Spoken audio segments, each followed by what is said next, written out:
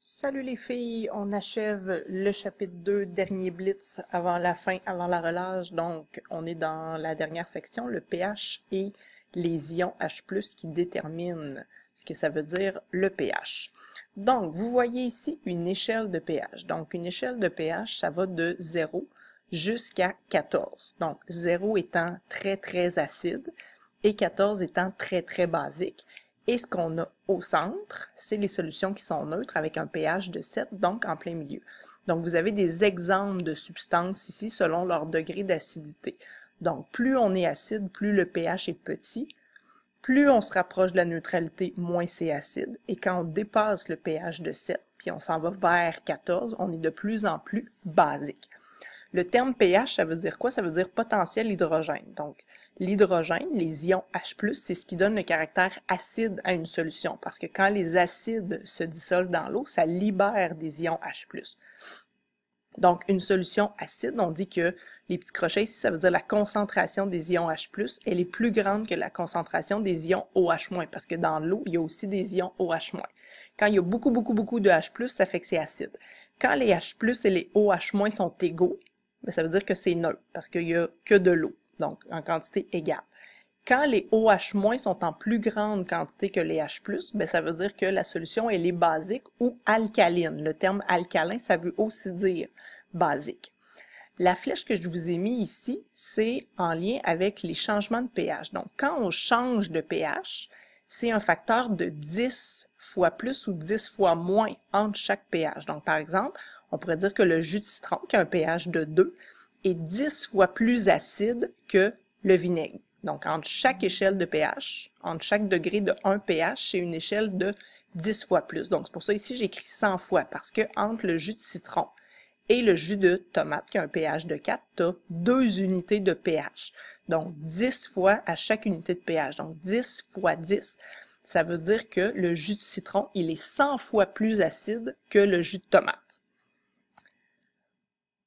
Pour mesurer le pH, on a besoin d'indicateurs. Un indicateur, ça nous permet de savoir quel est le pH de la solution. Donc, on a les papiers tournesol, que vous avez probablement déjà utilisés, qui peuvent nous dire est-ce que c'est acide ou c'est basique.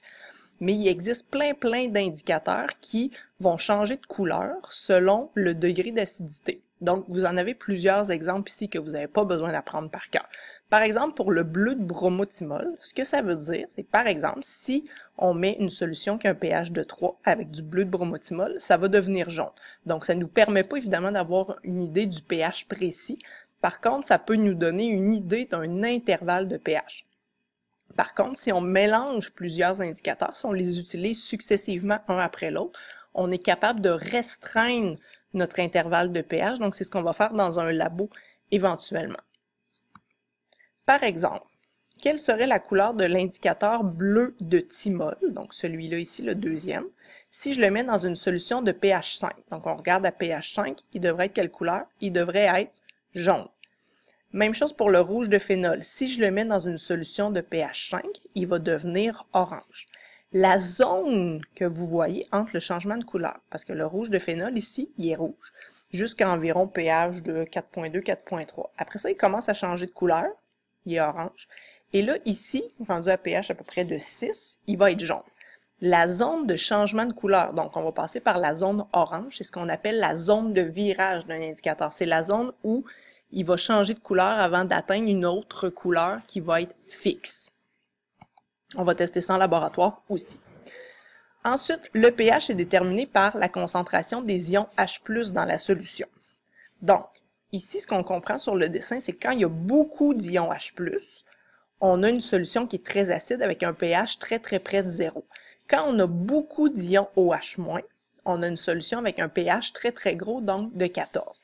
La concentration d'ions H+, en mol par litre, est directement liée au pH. Donc, plus notre pH est petit, plus on a d'ions H+. Donc, 10 exposant 0, que vous voyez ici, bien ça, c'est 1 mol par litre, parce que 10 exposant 0, ça fait 1. 10 exposant moins 4, bien, ça fait 0,0001. Donc, plus on diminue la concentration d'ions H+, moins notre solution elle est acide. Il y a une relation mathématique qui est une relation logarithmique que vous n'avez pas vue encore, que vous allez voir seulement en secondaire 5.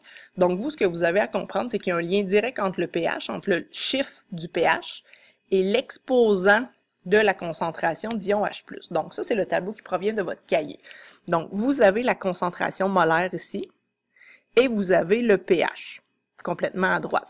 Donc, 1 mol par litre, ça équivaut à quoi? Ça équivaut à 10 exposant 0. 10 exposant 0, c'est 1. Donc, on a un pH de 0.